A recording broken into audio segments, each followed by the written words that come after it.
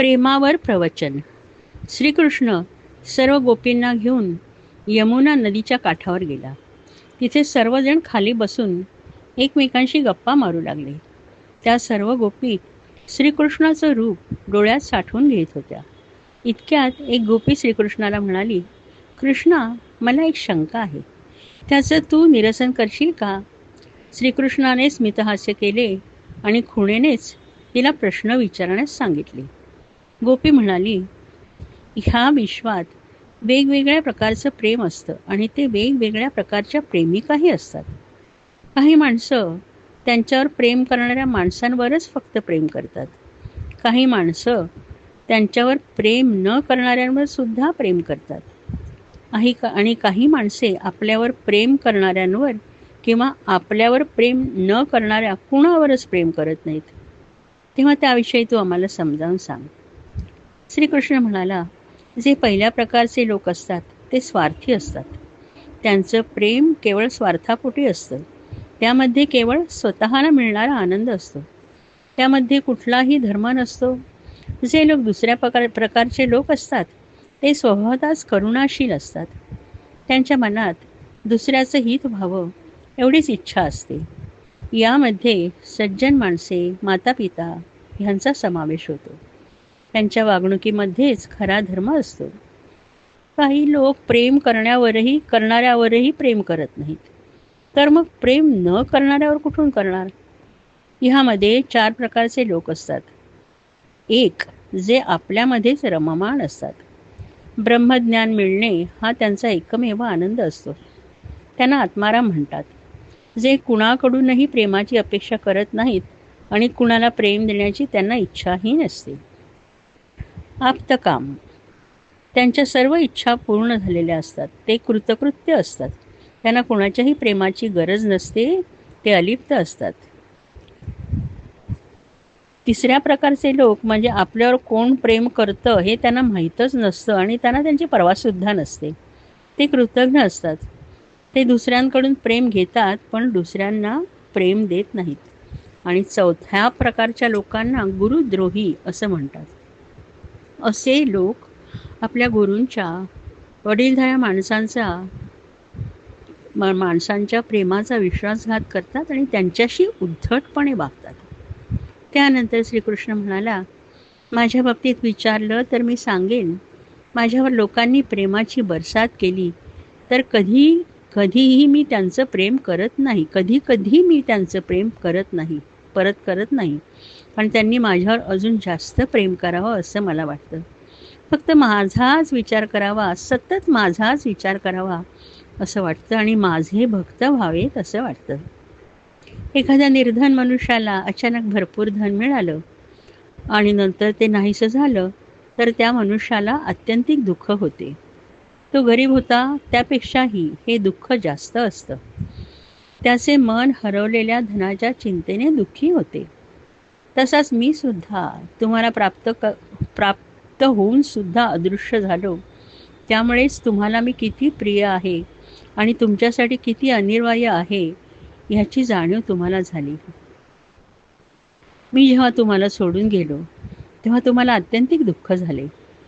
गोपींनो, तुम्ही माझ्यासाठी लोकमर्यादा, वेदोपदेश आणि नातेवाईकांना सुद्धा सोडलं आणि अजूनही माझ्यावर निस्सीम प्रेम करताय.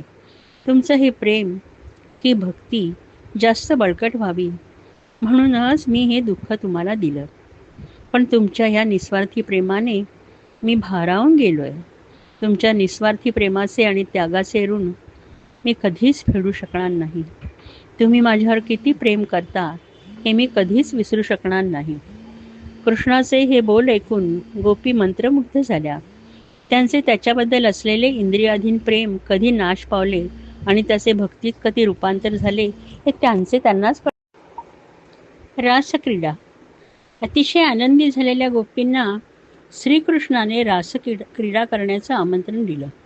सर्व गोपी एकत्र मोठे वर्तुळ करून उभ्या राहिल्या. जितक्या गोपी तेवढी रूपे श्रीकृष्णाने धारण केली आणि प्रत्येक 2 गोपींमध्ये तो उभा राहिला. त्यामुळे प्रत्येक गोपीला असं वाटत होतं की तो फक्त आपलाच हात धरून उभा आहे.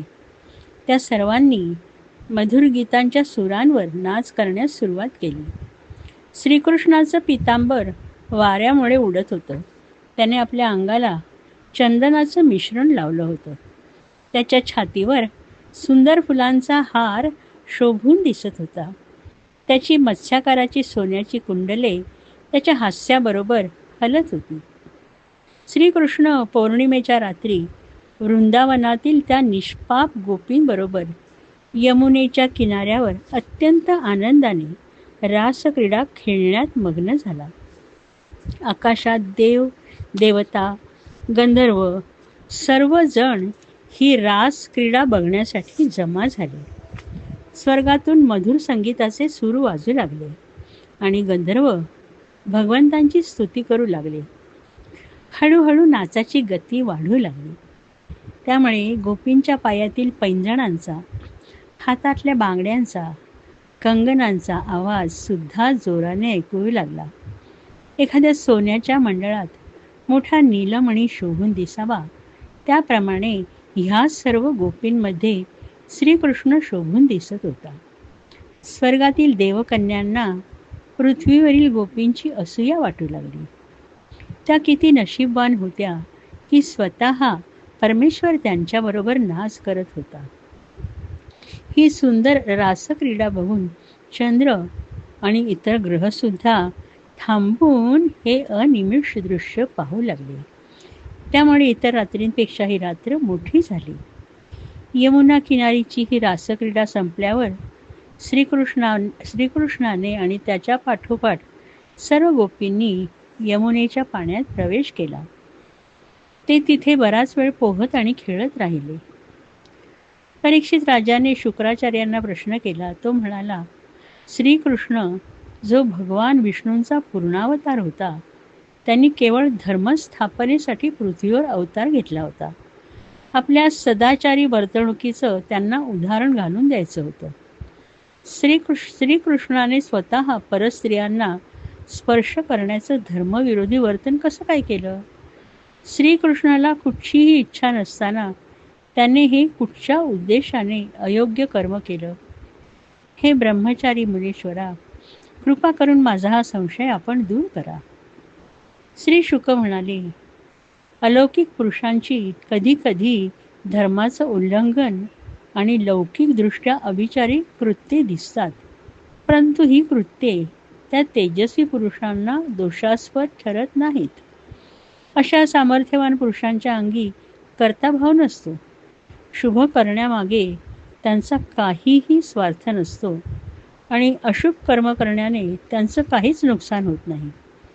गोपींना जे कृष्णाविषयी प्रेम होतं त्याकडे श्रीकृष्ण भक्ती म्हणूनच पाहत होता आणि त्या भक्तीचं बक्षीस त्यांना समजेल अशाच तऱ्हेने देणं योग्य होतं आणि त्यांना फक्त शरीराची भाषा समजत होती. परमेश्वराच्या प्रत्येक भक्ताची परमेश्वराशी एकरूप होण्याचीच अंतिम इच्छा असते. एखादी परमेश्वराची भक्त असलेली स्त्री अहोरात्र त्याचाच विचार करत असते. तिने स्वतःला परमेश्वराला पूर्णपणे समर्पित केलेलं असतं. ह्याचा अर्थ असा नाही की तिने आपल्या पतीचा विश्वासघात केलाय. ती जर आपल्या भक्तीने परमेश्वराशी एकरूप झाली तर त्यामध्ये कोणताही अधर्म नाही. गोपी इतक्या एकनिष्ठतेने श्रीकृष्णावर प्रेम करत होत्या आणि श्रीकृष्णाच्या दृष्टीने ती भक्तीच होती. त्यांचं फळ या जन्मामध्येच या पृथ्वी तलावर श्रीकृष्णाला त्यांना द्यायचं होतं. म्हणूनच त्या पौर्णिमेच्या रात्री त्या श्रीकृष्णाशी पूर्णपणे एकरूप झाल्या. ती बरोबर दिसायला लालसा वाटली तरी गोपींना ती पराकाष्ठेची भक्ती अनुभवायला मिळाली. अशा तऱ्हेने ती मोठी रात्र संपत आली. पूर्व दिशा लाल दिसू लागली. कृष्णाने सर्व गोपींना आपापल्या घरी जाण्यास सांगितलं. घरी गेल्यावर श्रीकृष्णाच्या योगिक सामर्थ्यामुळे त्या रात्रभर बाहेर होत्या हे घरातल्या कोणाच्या लक्षात सुद्धा आलं नाही. प्रत्येक गोपीच्या मनात मात्र ह्या सुंदर रात्रीची आठवण कायम राहिली. त्यानंतर शुकदेव परीक्षिताला म्हणाले, परीक्षिता, जो ज्ञानी मनुष्य श्रीकृष्णाची गोपींबरोबरची रासक्रीडा श्रद्धेने वारंवार श्रवण करतो आणि तिचं वर्णन करतो, त्याला भगवंतांच्या चरणांपाशी परमभक्तीची प्राप्ती होते आणि तो तात्काळ कामभावनेपासून स्वतःची सुटका करून घेतो. सुदर्शनाचा उद्धार आणि शंखाचूडाचा वध. एकदा शिवरात्रीच्या उत्सवाच्या वेळी वृंदावनातील सर्व गोपी गोपाळ अंबिकावनात गेले. तेथे सर्वांनी सरस्वती नदीमध्ये स्नान केले आणि भगवान शंकर आणि अंबिका देवीचे अनेक प्रकारच्या पूजा साहित्याने आणि भक्तिभावाने पूजन केले. तिथे त्यांनी आदरपूर्वक गायी, सोने, वस्त्रे, मधुर अन्न ब्राह्मणांना दान केले. त्या दिवशी सर्वांना शिवरात्रीचा उपवास असल्यामुळे सर्वजण फक्त पाणी पिऊन नदीच्या किनारी झोपले. मध्यरात्री त्या वनामध्ये राहत असलेला एक भयानक अजगर तेथे आला आणि झोपलेल्या नंदाला गिळू लागला. नंदाला जाग आली आणि तो कृष्ण आम्हाला वाचव म्हणून जोर जोरात ओरडू लागला. नंदाचे ओरडणे ऐकून गोप एकदम उठून उभे राहिले आणि अजगराच्या तोंडात नंदाला बघून अतिशय घाबरले. त्यांनी खोलीत मशाली पेटवल्या आणि ते अजगराला चटके देण्याचा प्रयत्न करू लागले, परंतु अजगराने नंदाला सोडलं नाही. ज्याप्रमाणे चंद्रग्रहणामध्ये चंद्र दिसेनासा होतो त्याप्रमाणे नंद हळूहळू अजगराच्या शरीरात दिसेनासा होऊ लागला. इतक्यात श्रीकृष्ण तेथे पोचला आणि त्याने आपल्या चरणाने अजगराला स्पर्श करताच अजगर अदृश्य होऊन त्या जागी दैदिप्यमान असा विद्याधर उभा राहिला. तो अतिशय सुंदर होता आणि त्याने गळ्यात सोन्याचा हार घातला होता. त्याने श्रीकृष्णाला साष्टांग नमस्कार केला आणि त्याच्यापुढे हात जोडून उभा राहिला. तेव्हा श्रीकृष्ण म्हणाला, तू कोण आहेस? तू एखाद्या सुंदर यक्षाप्रमाणे दिसत आहेस. तुला ही किळसवाणी अजगर योगी कुठल्या दुर्दैवाने प्राप्त झाली? तेव्हा तो म्हणाला, मी विद्याधर आहे. माझं नाव सुदर्शन आहे. विद्याधर म्हणजे यांच्याकडे अद्भुत दैवी भक्ती असते, दैवी शक्ती असते. सुदर्शन म्हणाला, मी स्वर्गामध्ये राहत होतो. माझ्याकडे भरपूर संपत्ती होती आणि मी खूप सुंदर होतो. ह्याचा मला गर्व झाला होता. मी माझ्या रथातून सर्व ठिकाणी फिरत असे. एक दिवशी असंच फिरत असताना मी अंगिरस ऋषींच्या गोत्रातील ऋषींना पाहिले. ते अतिशय कुरूप दिसत होते. माझ्या सौंदर्याचा मला गर्व असल्याने मी त्यांना हसलो. माझ्या ह्या कुचेष्टेमुळे त्यांनी मला अजगर योनीत जाण्याचा शाप दिला. ते माझ्याच पापाचं फळ होतं. पण मला तसं वाटतं की त्यांनी मला शाप न देता वरदानच दिलं होतं, ज्यामुळे भगवंता आपल्या चरणांचा स्पर्श मला झाला आणि त्यामुळे माझे सर्व पाप नाहीसे करून आपण माझा उद्धार केलात. मी अतिशय भाग्यवान आहे की माझ्या डोळ्यांनी मी आपल्याला मनुष्यावतारात बघत आहे. असं म्हणून त्याने परत श्रीकृष्णाला साष्टांग नमस्कार केला आणि त्याची अनुमती घेऊन त्याच्या घरी गंधर्व लोकात निघून गेला. ह्या सर्व घटनेनंतर कुणी झोपलं नाही. सर्व गोपाळ श्रीकृष्णाने केलेले अनेक चमत्कार आठवून गप्पा मारत राहिले. श्रीकृष्णाबरोबर आपल्याला राहायला मिळतंय त्याबद्दल ते आपल्याला अत्यंत भाग्यवान समजत होते. बरेच वेळा वृंदावनात पौर्णिमेच्या रात्री कृष्ण आणि बलराम यमुनेच्या किनारी जात असत आणि कृष्ण आपली बासरी वाजवत असे. अशाच एका रात्री श्रीकृष्ण आणि बलराम गोपींबरोबर वनामध्ये बासरी वादन आणि नृत्यांमध्ये दंग असताना तेथे शंखचूड नावाचा एक यक्ष आला. तो कुबेराचा सेवक होता. तो श्रीकृष्ण आणि बलराम ह्यांच्या देखत निसंकोचपणे गोपींना घेऊन निघून गेला. गोपी मोठमोठ्याने ओरडू लागल्या. कृष्ण आणि बलराम तात्काळ त्यांच्या मागे धावू लागले. तेव्हा घाबरून शंखचूडाने गोपींना तेथेच सोडून तो जीवाच्या भीतीने पळू लागला. तेव्हा गोपींचं रक्षण करण्यासाठी बलराम तेथेच थांबला आणि श्रीकृष्ण त्याच्या मागे गेला. कृष्णाने त्याला पकडलं आणि त्याच्या मस्तकावर जोराचा ठोसा मारून त्याला ठार केलं. शंखचूडाच्या मस्तकावर असलेला मौल्यवान मणी त्याने काढून घेतला आणि बलरामाला भेट म्हणून दिला. अरिष्टासुराचा वध. एकदा वृंदावनामध्ये अरिष्टासूर नावाचा राक्षस श्रीकृष्णाला ठार मारण्यासाठी आला. त्याने बैलाचं रूप धारण केलं होतं. त्याचं वशिंड आणि शरीर प्रचंड मोठं होतं. तो इतक्या जोराने खुरांनी जमीन उकरत होता की जमीन थरथर कापत होती. तो शेपूट उंचावत आपल्या तीक्ष्ण शिंगांनी झाडे उपटत जात होता. त्याला बघून सर्वजण घाबरून इकडे तिकडे पळू लागले. ते सर्व धावत श्रीकृष्णाकडे गेले आणि त्यांनी त्याला त्या बैलापासून आपलं रक्षण करण्यास सांगितलं. श्रीकृष्ण त्या असुराजवळ गेला आणि म्हणाला, हे मूर्खा, ह्या गायी आणि निष्पाप गवळ्यांना भिवून तुला काय मिळणार आहे? तुझ्यासारख्या निष्ठ दुष्टांच्या ताकदीचा गर्व नाहीसा करणारा मी इथे आहे. माझ्याशी युद्ध कर. ह्या आव्हानामुळे संतापून तो खुराने जोरात जमीन उकरत श्रीकृष्णाच्या अंगावर धावला. त्याने आपली टोकदार शिंगे श्रीकृष्णावर रोखली होती आणि त्याच्या डोळ्यातून अंगार निघत होता. संतापाने त्याच्या नाकातून दाह बाहेर पडत होता. श्रीकृष्णाने त्याला ठराविक अंतरापर्यंत जवळ येऊन दिलं आणि त्यानंतर त्याची दोन्ही शिंगे आपल्या हातात घेतली आणि जसा एक हत्ती दुसऱ्या हत्तीला मागे रेटतो त्याप्रमाणे कृष्णाने 18 हात मागे रेटून त्याला जमिनीवर पाडलं. बैल परत संतापाने उठला आणि त्याने कृष्णावर चढाई केली. तेव्हा कृष्णाने परत त्याची दोन्ही शिंगे पकडली आणि त्याला खाली पाडलं.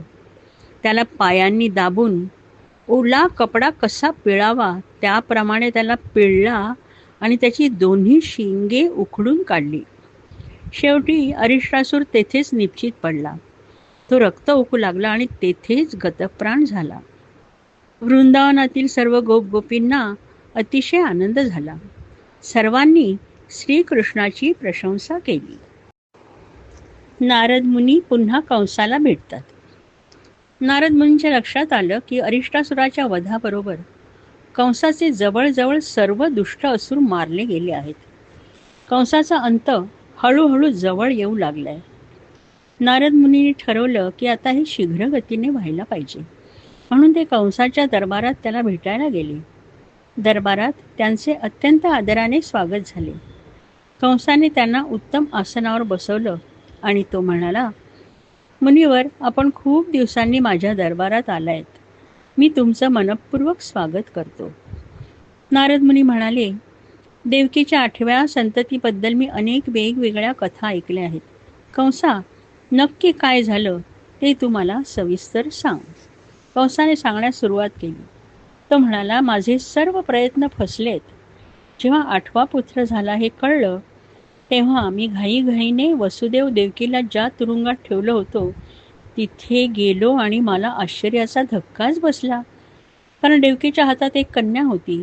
मी तिला घेण्यासाठी हात पुढे केले तेव्हा देवकी म्हणाली, ही कन्या आहे. आकाशवाणीप्रमाणे माझा 8वा पुत्र तुझा वध करणार होता, पण हा पुत्र नाही, ही कन्या आहे. ती तुला कशी मारू शकेल? तेव्हा माझ्यावर दया कर आणि हिला मारू नकोस. पण मी काही ऐकण्याच्या मनस्थितीत नव्हतो. मी तिच्या हातातून त्या कन्येला बळजबरीने ओढून घेतले. मी जसे आधीच्या मुलांना मारले होते त्याप्रमाणेच ह्या कन्येला मारायला गेलो, पण ती माझ्या हातातनं निसटली आणि हवेत वरती गेली आणि अचानक तिचा आकार बदलला. ती आता एक बालक नव्हती, ती अष्टभुजा असलेली देवी पार्वती होती. तिच्या हातांमध्ये वेगवेगळी शस्त्रे होती. ती रागारागाने मला म्हणाली, हे मूर्ख कंसा, तुला काय वाटतं, तू नियतीला फसवू शकशील? तुझा वध करणाऱ्या देवकीच्या पुत्राने जन्म घेतलाय. मी आता निघून जाते, पण मी लवकरच देवकीचा 8वा पुत्र तुझा वध करतो ते बघणार आहे. असं म्हणून ती अदृश्य झाली.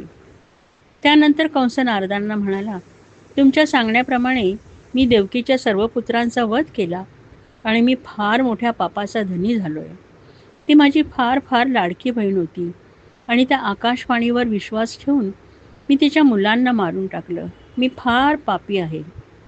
त्यानंतर नारद मुनी कंसाला म्हणाले, कंसा, तो देवकीचा 8वा पुत्र कुठे आहे ह्याबद्दल तू शोध घेतलायस का? त्यावर कंस म्हणाला, मी खूप प्रयत्न केले, पण तो नक्की कुठे आहे मला कळू शकलं नाही. मी माझ्या अनेक असुरांना त्याला शोधून मारण्यासाठी सर्व ठिकाणी पाठवलेलं, पण ते सगळे मारले गेलेत. त्यांना मारणारा गोपालांचा मुख्य नंद आणि त्यांची पत्नी यशोदा ह्यांचा पुत्र आहे. त्याचे सौंदर्य दैवी आहे असं मी ऐकले, पण तो देवकीचा पुत्र असू शकत नाही. नारद मुनी काही काळ शांत बसले आणि त्यानंतर कंसाला म्हणाले, कंसा, मी तुला काय सांगतो ना ते लक्षपूर्वक ऐक. देवकीचा पुत्र कुठे आहे हे मी तुला आता सांगणार आहे. नारदाचे हे बोल ऐकून कंस आपल्या सिंहासनावरून ताडकन उठला आणि नारदांना म्हणाला, हे मुनिवर्य, मला आत्ता सांगा तो कुठे येते, म्हणजे मी लगेच जाऊन त्याला ठार मारेन. नारदांनी त्याला बसायला सांगितलं आणि म्हणाले, तू मी जे काही सांगणार आहे ते शांतपणाने ऐकून घेणार असशील तरच मी तुला सांगेन. तेव्हा कंस अधीरतेने म्हणाला, तुम्ही सांगाल ते मी सर्व ऐकेन, फक्त मला लगेच तो कुठे ते सांगा. नारद सावकाश म्हणाले, तो वृंदावनात आहे. हे ऐकून कंस गोंधळात पडला. त्याने नारदांना विचारले, नंदराजाचा पुत्र जो सावळा आहे आणि ज्याचं नाव कृष्ण आहे, त्याच्याबद्दल तुम्ही बोलताय का? तो मथुरेच्या सम्राटाला मारणार? तुम्ही माझी थट्टा करताय का? पूर्वी पण देवकीच्या पुत्रांबद्दल तुम्ही मला चुकीचा सल्ला दिला होता, तसंच आता पण आपण करत आहात का? तेव्हा नारद मुनी म्हणाले, कंसा, मी तुला सत्य तेच सांगतोय.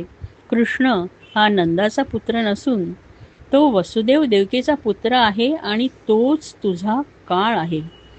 हे ऐकून कंस एकदम निशब्द झाला. आश्चर्याने आणि संतापाने त्याला काय बोलावं समजेना. तो रागारागाने नारद मुनींना म्हणाला, पण हे घडणं कसं शक्य आहे? वसुदेव देवकी तर कारागृहात होते आणि त्यांच्यावर इतका खडा पहारा होता की हवेचा झोका सुद्धा आत बाहेर जाणं शक्य नव्हतं. अशा परिस्थितीत वसुदेवाचा पुत्र वृंदावनात जन्मणे कसे शक्य होते? तुमचा नक्की काहीतरी गैरसमज झालेला दिसत आहे. तेव्हा नारद मुनी म्हणाले, ह्याबद्दलची सर्व हकीकत मी तुला सविस्तर सांगतो. असं म्हणून त्यांनी देवकीच्या गर्भातील बलरामाला कसे गोकुळात रोहिणीच्या, जी वसुदेवाची दुसरी पत्नी होती, गर्भात स्थापन केले ह्यापासून सुरुवात केली आणि त्यांनी नंतर कंसाला कृष्ण जन्माची कथा सविस्तरपणे सांगितली. ते म्हणाले, अष्टमीच्या रात्री श्रीकृष्णाचा जन्म झाला आणि तुझ्या तलवारीपासून त्यांचं रक्षण करण्यासाठी वसुदेव त्याला रात्रीच गोकुळात घेऊन गेला आणि तिथे त्याचा मित्र नंदराजा ह्याच्याकडे त्याला ठेवून त्याच्या नुकत्याच जन्मलेल्या मुलीला घेऊन परत आला. हे ऐकून कंस अतिशय संतापला.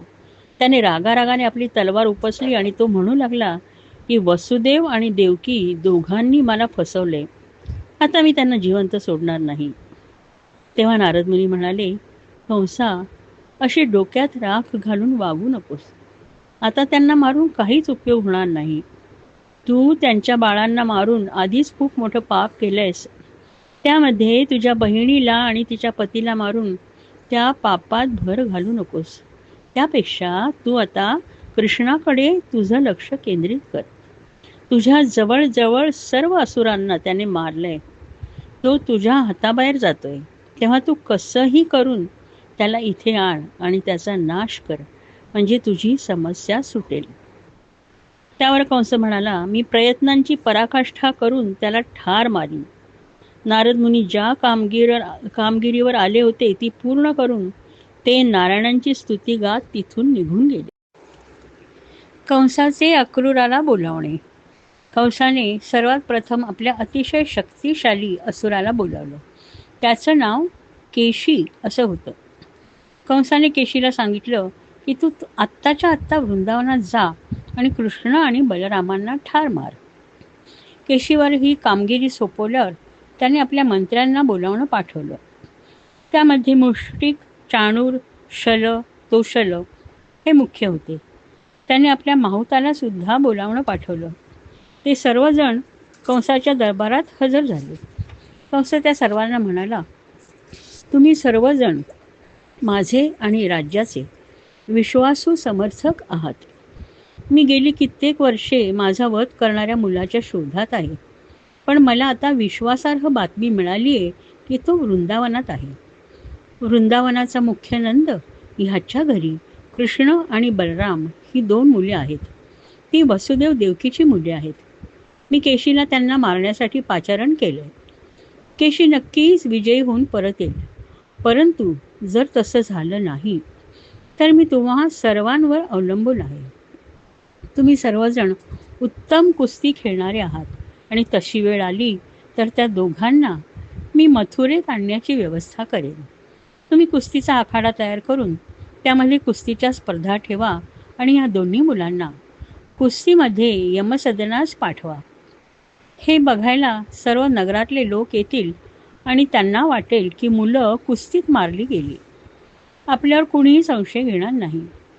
त्यानंतर कंस माहुताला म्हणाला, तुझ्याकडे जो कुवलया पीड नावाचा हत्ती आहे तो नर्तन शाळेच्या द्वारापाशी घेऊन ये आणि ही मुलं तिथे आल्यावर त्यांचा कुवलया पीड हत्तीकडून वध करून घे. त्यानंतर कंसाने सांगितलं, ह्या चतुर्दशीला मी विधीपूर्वक धनुष्य यज्ञाला आरंभ करणार आहे. त्यावेळी वर देणाऱ्या भूतनाथाला पवित्र पशूंचा बळी द्या.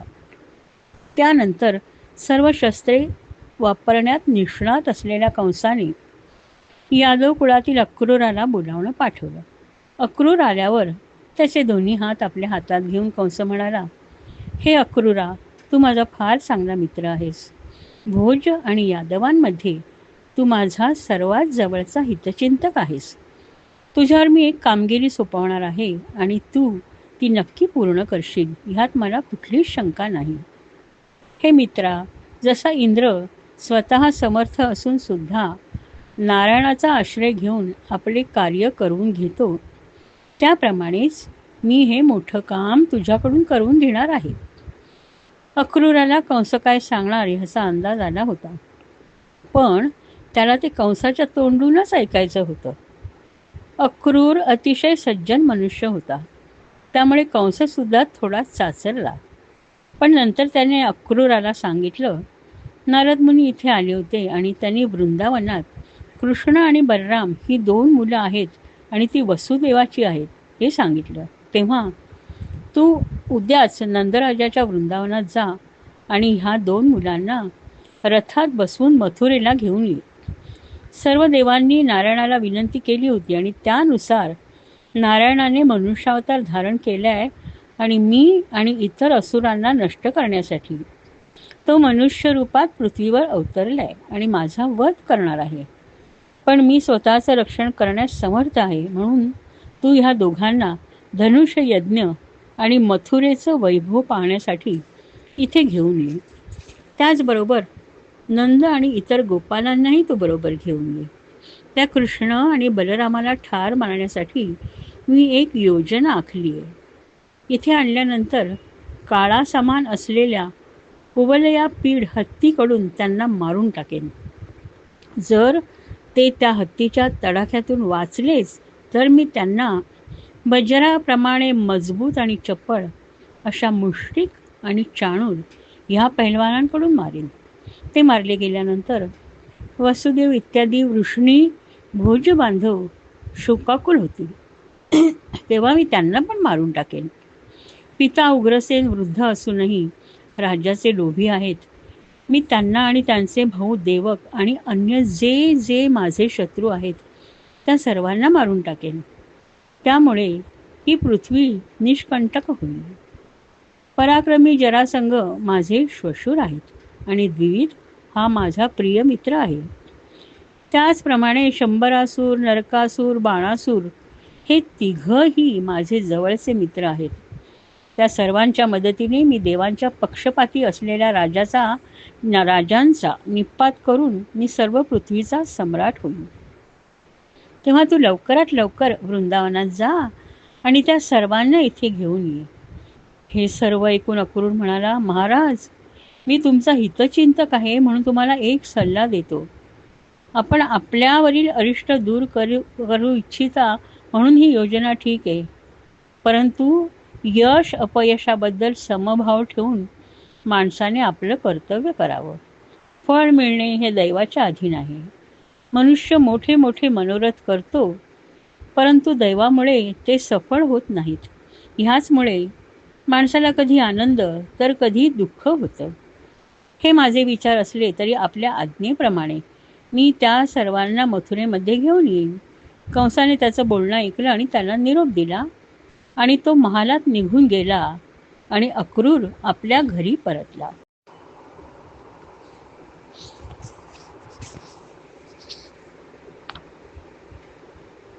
केशीचा वध. कंसाने ज्या केशी नावाच्या असुराला पाठवलं होतं तो वृंदावनात पोचला. पुतनापासून त्याच्या अनेक सोबत्यांना श्रीकृष्णाने यमसदनास पाठवलं होतं. त्यामुळे तो कृष्णाला मारायला अतिशय उतावळा झाला होता. त्याने अनेकांना ठार मारले होते. त्यामुळे कृष्णाला आपण सहजरित्या मारू शकू ह्याबद्दल त्याच्या मनात कोणतीच शंका नव्हती. त्याला त्याच्या सर्व सहचार्यांच्या मृत्यूचा सूड घ्यायचा होता. केशीने अतिशय मोठ्या घोड्याचे रूप धारण केले आणि तो वेगाने दौडत नंदाच्या वृंदावनात आला. तो आपल्या टापांनी जमीन उकरत होता. त्याच्या मानेवरील आयाळीच्या झटकण्याने आकाशातील ढग विखुरले जाऊ लागले. त्याच्या प्रचंड खिंकाळण्याने सर्वजण भयभीत झाले होते. त्याचे डोळे अतिशय विशाल आणि लाल रंगाचे होते. त्याच्या मुखातून जणू अंगार बाहेर पडत होता. मान आवाढ उभी होती आणि त्याचे शरीर प्रचंड मोठ्या काळ्या ढगाप्रमाणे होते. तो रागारागाने कृष्णाचा शोध घेत होता. ते सर्व पाहून श्रीकृष्ण स्वतः त्याच्यासमोर गेला आणि त्याने त्याला आव्हान दिले. ते पाहून तो दैत्य अधिकच संतापला आणि सिंहाप्रमाणे गर्जना करीत तोंड पसरून कृष्णाकडे असा धावला की जणू तो आकाशालाच पिऊन टाकेल. त्याचा वेगही अतिशय प्रचंड होता.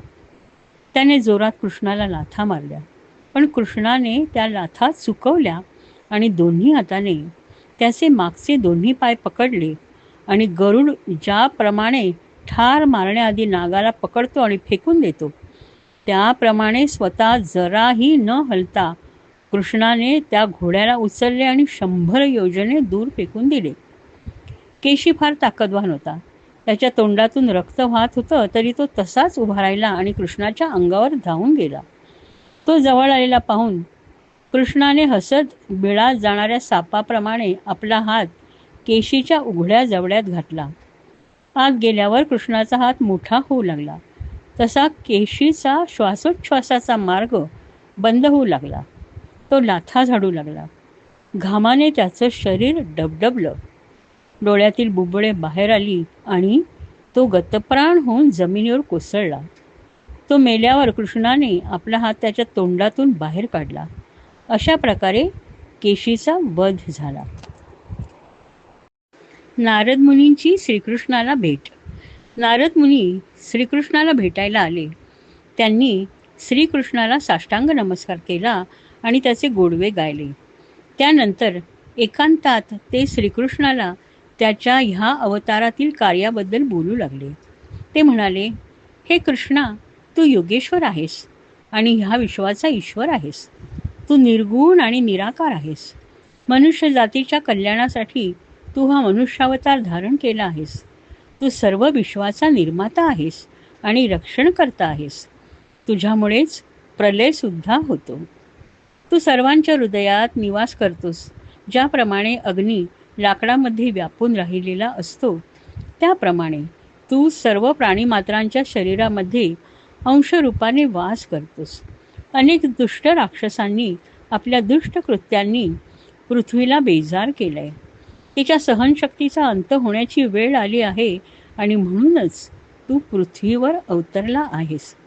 ह्या सर्व दुष्टांना मारून तू परत पृथ्वीवर धर्म स्थापन करणार आहेस. आजपर्यंत तू अनेक दुष्टांचा नाश करून त्यांना यमसदनास पाठवले आणि ह्यापुढेही पाठवणार आहेस. अजून 2 दिवसांनी तुझ्या हातून कुवलया, पीड, हत्ती, मुष्टिक, चाणूर, शल, तोषल हे कुस्ती योद्धे कंस यांचा नाश होणार आहे आणि ते पाहण्याचं भाग्य आम्हाला मिळणार आहे. त्याचप्रमाणे शंखासूर, कालयवन, मूर, नरकासूर ह्याही अनेक राक्षसांचा नाश तुझ्या हातून होणार आहे.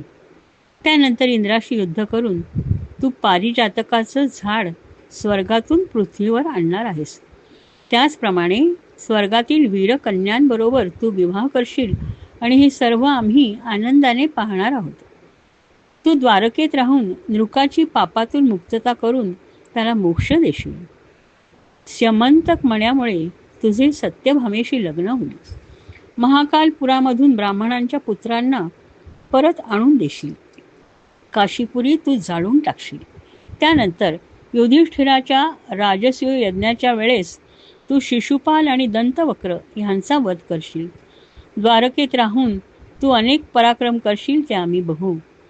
पृथ्वीवरील अनेक ज्ञानी लोक तुझ्या ह्या पराक्रमाचे वर्णन सर्वांना ऐकवतील.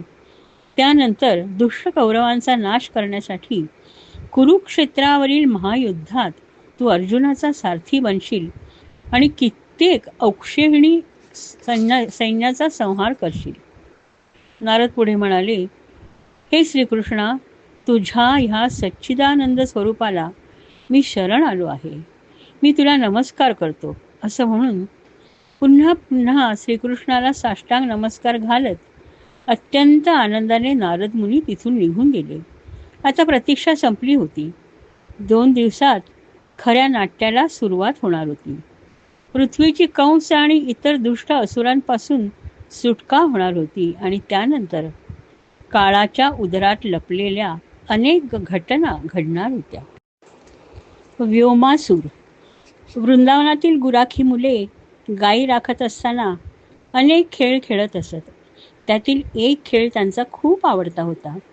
ते मुलांचे 2 गट करत असत आणि त्यातील एका गटातील मुले चोर बनत असत आणि दुसऱ्या गटातील मुले गुरे बनत असत आणि इकडे तिकडे हिंडत असत.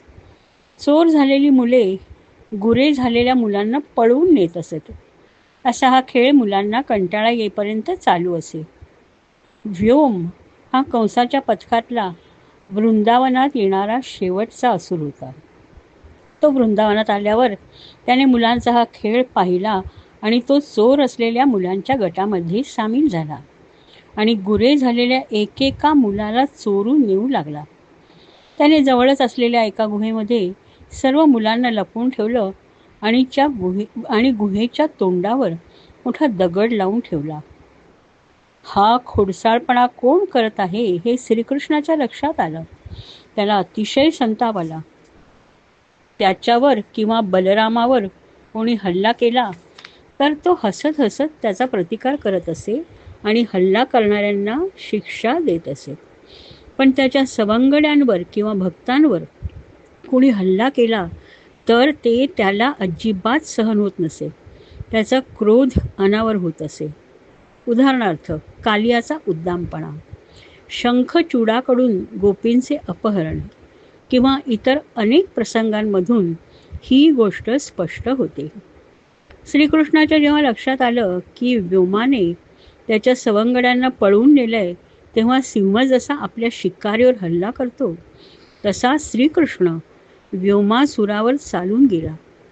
नावाप्रमाणे व्योमाने आकाश आपले प्रचंड मोठे रूप धारण केले, तरीसुद्धा तो श्रीकृष्णाच्या पकडीतून सुटू शकला नाही. श्रीकृष्णाने त्याला उंच उचललं आणि जमिनीवर जोरात आपटलं आणि ठार केलं. एखाद्या धोकादायक रानटी जनावराला मारावं त्याप्रमाणे श्रीकृष्णाने व्योमासुराला मारलं. त्यानंतर त्याने आपल्या गोपाळांना गुहेतून बाहेर काढलं आणि ते सर्वजण वृंदावनात परत गेले. अक्रूराचं वृंदावनात आगमन. अक्रूराला रात्रभर झोप लागली नाही. श्रीकृष्णाला आणि बलरामाला प्रत्यक्ष भेटायच्या कल्पनेनेच तो अतिशय आनंदी झाला होता. ते दोघं कोण आहेत ह्याची त्याला पूर्ण कल्पना होती, पण हे गुपित सर्वांना माहीत नव्हतं. पण आता नारद मुनींनीच ते कंसाला सांगितलं होतं आणि त्यामुळे मथुरेचं भविष्य काय असणार आहे ह्याबद्दल त्याला चिंता लागून राहिली होती. कंसाने केलेल्या योजना यशस्वी होतील की अयशस्वी ह्याबद्दल तो विचार करत होता. अक्रूर पहाटेच उठून मथुरेहून निघाला. श्रीकृष्णाला भेटण्याची त्याची उत्कंठा क्षणोक्षणी इतकी वाढत होती की आपल्या रथाच्या घोड्यांचा वेग त्याला हळू भासत होता. तो मनाने केव्हाच वृंदावनात पोचला होता. त्याच्या डोळ्यासमोर दोन्ही भावांचे सुंदर चेहरे येत होते. त्याच्या मनात विचार येऊ लागले. मागच्या जन्मामध्ये मी भरपूर पुण्य साठवले असणार, ज्या योगे मला प्रत्यक्ष भगवंतांना भेटण्याची सुवर्ण संधी मिळणार आहे. केवळ पुण्यच नाही, तर मी अतिशय मोठी तपस्या केली असेल की ज्यामुळे मला ही स्वर्गीय संधी मिळणार आहे. किंवा कोणीतरी महान पुरुषाने अनुकंपेने माझ्यावर ही कृपा केली असणार. नाहीतर माझ्यासारख्या ऐहिक सुखात आनंद मानणाऱ्या षडरिपूंना शरण गेलेल्या पापी मनुष्याला कृष्णावतारातील भगवान विष्णूंचं प्रत्यक्ष दर्शन कसं काय घडेल? माझ्यासारख्या मनुष्याला, ज्याला वेदांचं उच्चारणसुद्धा बरोबर करता येत नाही, त्याला ही संधी कशी मिळू शकेल? नदी वाहत असताना तिच्यामध्ये झाडाच्या फांद्या, पालापाचोळा, वाळलेला पेंढा तरंगत जात असतात. त्यातलीच एखादी आपल्या कर्माने किनाऱ्याला लागते आणि तिचे प्रवाहाबरोबर अनिश्चित वाहणे संपून जाते. त्याप्रमाणे काळरूपी नदीमधून मी वाहत असताना माझ्या कर्मामुळे मला ही संधी मिळते. माझी सर्व पापे धुवून निघाली असणार. ज्या कमलचरणांच्या दर्शनासाठी ऋषीमुनी हजारो वर्षे तपस्या करतात, त्याच चरणांचा माझ्या या पापी हातांना स्पर्श होणार आहे. आणि ही संधी कंसाने आपल्याला प्राप्त करून दिल्याबद्दल त्याने कंसाचे शतशः आभार मानले. अक्रूर प्रवास करत असताना सर्व प्राणी त्याच्या उजव्या बाजूनी जात होते. तो त्याला शुभ शकून वाटला. श्रीकृष्णाचे आपल्याला प्रत्यक्ष दर्शन होणार ह्या कल्पनेने तो मनोमन अतिशय आनंदी झाला होता. ज्या नारायणांची सर्व देवदेवता अखंड भक्ती करतात व नारायण ज्यांच्यावर अमाप कृपा करतात, श्री लक्ष्मी त्यांच्या चरणांशी बसून असते आणि सर्व भक्त त्यांच्या पवित्र चरणांची भक्ती करतात, त्या चरणांना मला आज स्पर्श करता येणार आहे. वृंदावनात सर्व ठिकाणी भगवंतांच्या कमलचरणांचे भ्रमण झाले आहे. कृष्ण गोपाळांबरोबर सर्व ठिकाणी हिंडला होता. गोपींनी त्याचे कमलचरण कुरवाळले आहेत. त्याच कमलचरणांना मी माझ्या पापी हातांनी आज स्पर्श करणार आहे. माझं भाग्य किती थोर आहे. मी संध्याकाळी वृंदावनात पोचेन. तिथे पोचल्यावर मी सरळ नंदगोपाच्या घरी जाईन आणि तिथे पोचल्यावर माझ्या रथातून उडी मारून सरळ आत जाईन आणि तिथे श्रीकृष्ण, बलराम, त्यांचे माता पिता, त्यांचे सवंगडी सर्वांची भेट घेईन. माझ्यासाठी ती आनंदाची पर्वणी असेल. मी श्रीकृष्णाला साष्टांग नमस्कार करेन आणि तो माझ्या मस्तकावर हात ठेवून मला आशीर्वाद देईल. मी कुठल्या कारणासाठी कंसाकडून त्याला मथुरेला नेण्यासाठी आलो आहे हे कळून सुद्धा श्रीकृष्ण माझ्यावर कृपाच करेल. तो हसत हसत माझं स्वागत करेल आणि त्याच्या चरणांशी साष्टांग नमस्कार करणाऱ्या मला प्रेमाने उठवून आलिंगन देईल. त्याच्या त्या स्पर्शाने माझी सर्व काया शुद्ध होईल. असा विचार करत सायंकाळी सूर्यास्ताच्या सुमारास श्वफल्काचा पुत्र अक्रूर वृंदावनात पोचला. तो रथामध्ये एक क्षणही थांबला नाही, कारण त्याची श्रीकृष्णाला भेटायची उत्कंठा शिगेला पोचली होती. रथातून उतरल्यावर तो आजूबाजूला पाहू लागला. जिथे श्रीकृष्णाचं वास्तव्य होतं तो परिसर पाहून तो धन्य झाला. त्याने जमिनीवर नजर टाकली तेव्हा त्याला तेजस्वी दृश्य दिसले. सर्व जमिनीवर अपरिचित खुणा दिसत होत्या. त्याने खाली वाकून ते काय आहे हे बघण्याचा प्रयत्न केला तेव्हा त्याच्या लक्षात आलं की सर्व जमिनीवर शंख आणि चक्राच्या खुणा आहेत. नारायणाच्या हातातील या पवित्र गोष्टींच्या खुणा बघून अक्रूराची शुद्ध हरपायची वेळ आली. त्याच्या लक्षात आलं की श्रीकृष्णाच्या चरणांवरील ह्या खुणा तो जिथे जिथे चालला तेथे तेथे उमटल्या आहेत. ज्या सर्व रेखा भाग्यशाली समजल्या जातात त्या अब्जरेखा, यवरेखा, अंकुश रेखा जमिनीवर दिसत होत्या. ते सर्व दृश्य बघून अक्रूराच्या डोळ्यात आनंदाश्रू उभे राहिले. श्रीकृष्णाच्या पदन्यासामुळे वृंदावनातील सर्व जमीन पवित्र झाली होती. तो त्या जमिनीवर पडला आणि तिची धूळ त्याने मस्तकी धारण केली. आणि अशा या पवित्र भूमीवर मी माझे पाय कसे टेकू असा विचार करून जमिनीवर लोळत लोळत तो श्रीकृष्णाच्या घरी पोचला. श्रीकृष्ण आणि बलराम गायींचं चरणं संपून वनातून परत आले होते. त्यांना अक्रूर आपल्या दर्शनासाठी उत्सुक झाला आहे याची पूर्ण कल्पना होती. संपूर्ण प्रवासात अक्रूर ह्या दोघा भावांच्या दर्शनाची कल्पना करीत होता. तेव्हा त्याच्या कल्पनेला ह्या दोघांनी मूर्त स्वरूप दिले. त्याच्या कल्पनेपेक्षाही ते दोघे अत्यंत तेजस्वी होते. एकाने निळ्या रंगाचे रेशमी वस्त्र धारण केले होते, तर दुसऱ्याने सोनेरी रंगाचं वस्त्र धारण केलं होतं. एक चंद्रासारखा गोरापान होता, तर दुसरा पावसाळी मेघाप्रमाणे सावळ्या वर्णाचा होता. दोघंही तरुण होते आणि त्यांचे डोळे नुकत्याच उमललेल्या कमळाच्या पाकळ्यांप्रमाणे दिसत होते. दोघेही अजानुबाहू होते आणि अत्यंत सुंदर दिसत होते. त्यांचे सौम्य डोळे मृदू हास्य करत होते. त्यांची चाल अतिशय भारदस्त आणि उमदी होती. त्यांच्या गळ्यात रत्नांचे आणि फुलांचे हार होते. ही दोन परमपुरुषांची रूपे आहेत हे अक्रूराच्या ध्यानात आलं. परमपुरुषानेच मनुष्य कल्याणासाठी आणि धर्मस्थापनेसाठी ही दोन मनुष्यरूपे धारण केली आहेत हे त्याला समजून आलं. तो लगबगीने त्यांच्याजवळ गेला आणि त्यांच्या पायावर त्याने साष्टांग प्रणिपात केला. त्याला आपले नाव आणि आपण कुठून आलो हे सांगायचं होतं, पण भावना वेगाने त्याच्या तोंडून शब्दच फुटत नव्हते. श्रीकृष्णाने अत्यंत प्रेमाने त्याला उठवलं आणि आलिंगन दिलं. त्यानंतर बलरामाने त्याला प्रेमाने आलिंगन दिलं. दोघाही भावांनी अत्यंत अगत्यपूर्वक त्याचे हात हातात घेतले आणि त्याला भोजनगृहात घेऊन गेले. त्याला पाय धुण्यास पाणी दिले आणि ग्रहण करण्यास मधुपर्क दिला. मधुपर्क म्हणजे मध, दही आणि तूप यांचं मिश्रण.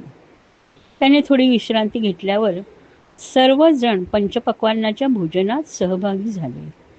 भोजनानंतर बलरामाने अक्रूराला सुगंधी फुलांचा हार दिला आणि त्यानंतर त्याने चंदनाचं उटणं त्याच्या हातांना आणि छातीला लावलं. हे सगळं बघून अक्रूराला अतिशय शरमल्यासारखं झालं. प्रत्यक्ष परमेश्वर त्याचं आदरातिथ्य करत होता. आपली हे सर्व करून घेण्याची पात्रता नाही हे लक्षात येऊनही त्याला मनातून अतिशय आनंद होत होता. त्यानंतर सर्व विश्रांती घेत असताना नंदगोपाने त्याला विचारलं, तू त्या दुष्ट कंसाच्या राज्यात अजून जिवंत कसा? जो कंस प्रजेवर अत्यंत अत्याचार करीत आहे, ज्यांनी वसुदेव देवकीच्या नवजात अर्भकांचा वध केला, अशा दुष्ट कंसाच्या राज्यातून येणाऱ्या मनुष्यास त्याची हाल हवाल काय विचारणार असं म्हणून नंदगप्प बसला. त्यानंतर श्रीकृष्णाने अक्रूराला मुद्दाम नंदराजापासून दूर नेले आणि प्रश्न विचारायला सुरुवात केली. त्याने विचारलं, मथुरेतील सज्जनांची परिस्थिती कशी आहे? कंसाची जुलूमशाही ते कशी सहन करतात?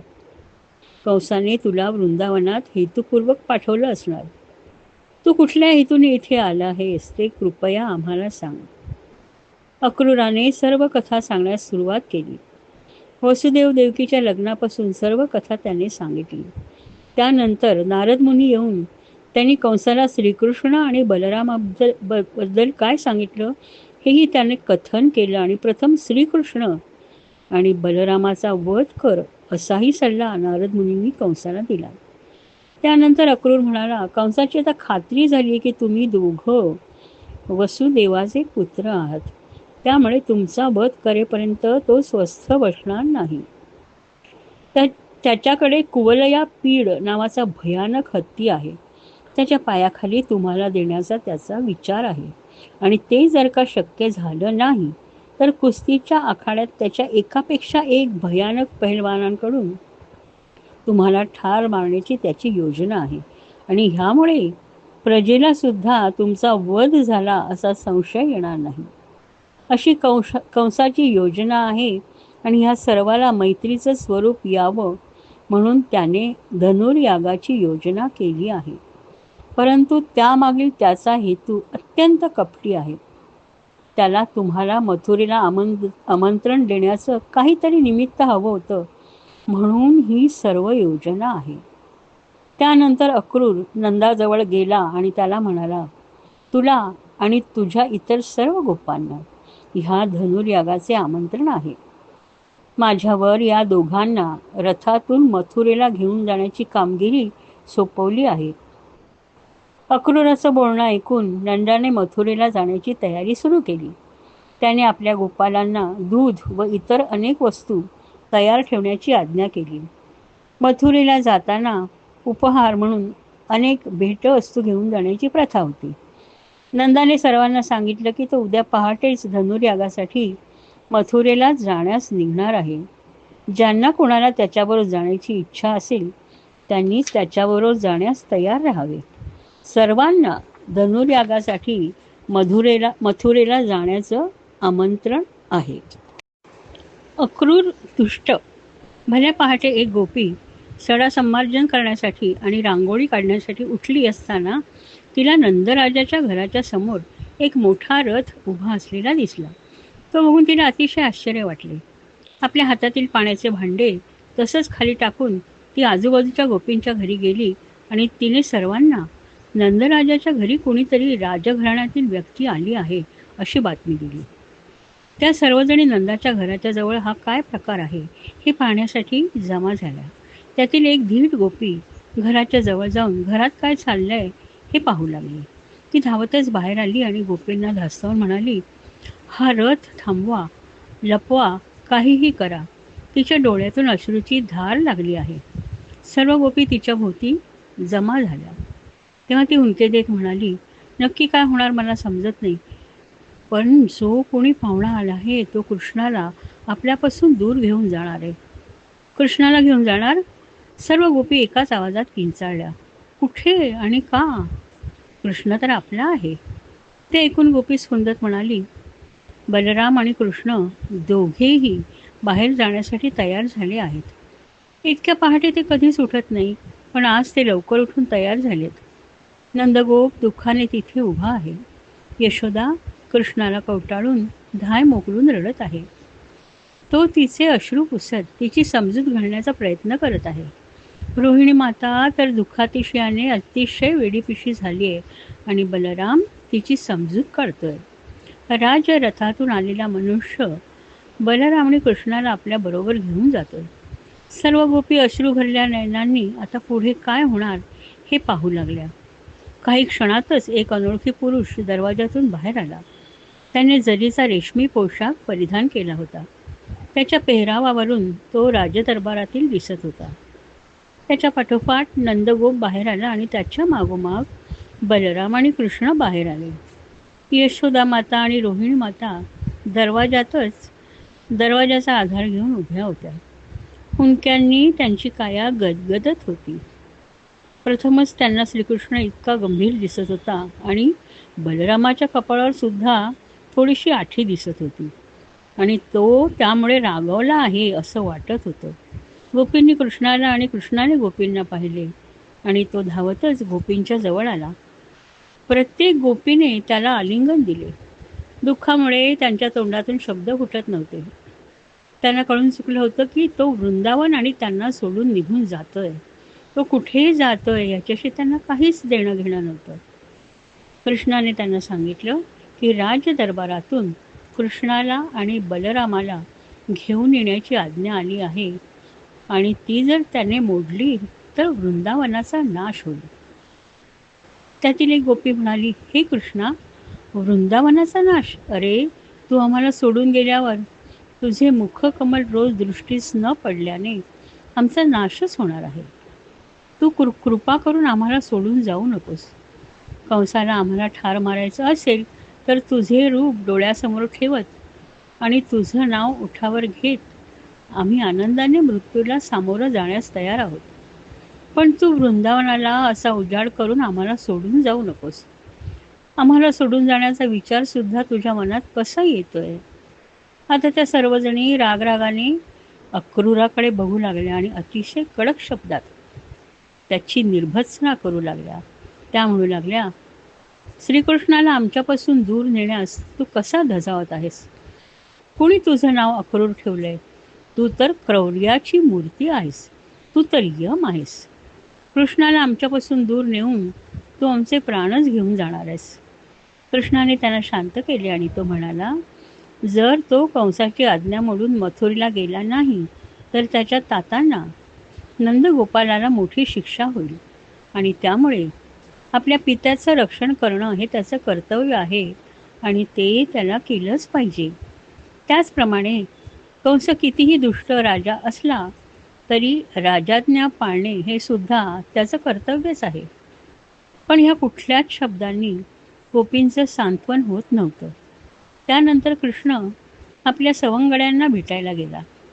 आपल्या बालपणीचा लाडका सवंगडी कृष्ण आपल्याला सोडून नगरात जाणार आहे ह्या कल्पनेनेच त्यांची सर्व गात्रे बधीर झाली होती. त्यात त्यांना एकच आशेचा किरण दिसत होता की ती सर्व मुलेसुद्धा आपल्या वडिलांबरोबर मथुरेस जाणार होती आणि कृष्ण आपल्याबरोबर परत वृंदावनात येईल असं त्यांना वाटत होतं. श्रीकृष्ण त्यांचा निरोप घेऊन निघाला. त्याचे डोळे अतिशय उदास दिसत होते, कारण त्यांना माहिती होतं की तो कधीच परत वृंदावनात येणार नव्हता. यमुना नदीत कधीच पोचणार नव्हता. पौर्णिमेच्या रात्री यमुनेच्या वाळूत बसून कधीच त्याची बासरी वाजवणार नव्हता. गायींना चरायला घेऊन जाणार नव्हता, कारण ज्या कार्यांसाठी नारायणांनी कृष्णावतार घेतला होता ती अनेक महत् कार्ये त्यांच्या हातून घडायची होती आणि तो परत शेवटी गोठ्यात गायींना भेटायच गेल्या. सर्व गायी मूकपणे रडत होत्या. त्यांच्या डोळ्यातून अश्रू वाहत होते. कृष्णाने त्या गायींचे अश्रू पुसले, स्वतःचे सुद्धा अश्रू पुसले आणि त्यानंतर तो परत आपल्या मातेकडे गेला. त्याने तिला साष्टांग नमस्कार केला, तिला मिठीत घेतलं. तिची ती मिठी सोडवताना त्याला फार यातना झाल्या. बलराम रथात बसला होता. अक्रूराच्या मदतीने कृष्णसुद्धा रथात जाऊन बसला. त्यानंतर अक्रूर आपल्या जागेवर बसला. त्याने लगाम हातात घेतला. श्रीकृष्णाचे डोळे त्याच्या सवंगड्यांवर आणि दुःखाने वेड्यापिशा झालेल्या गोपींवर खिळले होते. नंद आणि इतर गोप जे मथुरेला जाणार होते त्यांच्या गाड्यासुद्धा तयार झाल्या. त्यामध्ये राजाला न्यावयाचे नजराणे ठेवले होते. तेही हळूहळू मथुरेच्या प्रवासाकडे निघत होते. थोड्या क्षणांनी त्या गोपी भानावर आल्या आणि स्वतःशीच बोलू लागल्या, बघा त्या कृष्णाकडे, आम्हाला इथे टाकून तो असा कसा काय जाऊ शकतो? आमच्यावर इतकं प्रेम करणारा कृष्ण निर्दयी कसा झाला? आम्हाला इतकं दुःख देऊन तो निघून जातोय. परमेश्वरच आपल्या विरोधात आहे, नाहीतर त्यानेच यामध्ये आडकाठी घातली असती. उलट सर्व शुभ शकून मिळत आहेत. आपला पूर्णपणे पराभव झालाय, पण आपण तो पराभव न स्वीकारता श्रीकृष्णाला थांबवण्याचा परत प्रयत्न करूया. मोठ्या लोकांनी आपल्याला थांबवण्याचा प्रयत्न केला तरी आपण तिकडे दुर्लक्ष करूया. त्यांनी अक्रूराचा रथ थांबवण्याचा निष्फळ प्रयत्न केला. अक्रूराने लगाम घेऊन घोड्यांना चालण्याची सूचना केली आणि त्याचा रथ चालू लागला. गोपी आणि लहान मुलांच्या आक्रोशाने आकाश दुमदुमले. ते विलाप करत रथामागे धावू लागले. रथ थोडा पुढे गेल्यावर कृष्णाने हातानेच त्यांना मागे न येण्याची सूचना केली. मधून मधून तो मागे बघत होता. त्यांचे पसरलेले हात बघून तो म्हणाला, इतकं दुःखी होऊ नका, मी तुम्हाला निरोप पाठवीन. बघता बघता कृष्णाचा रथ त्यांच्या दृष्टीआड झाला. त्यांनी आपले डोळे पुसले आणि रथाच्या उडणाऱ्या धुळीकडे एकटक बघत राहिले. कृष्ण त्यांच्यापासून दूर निघून गेला होता.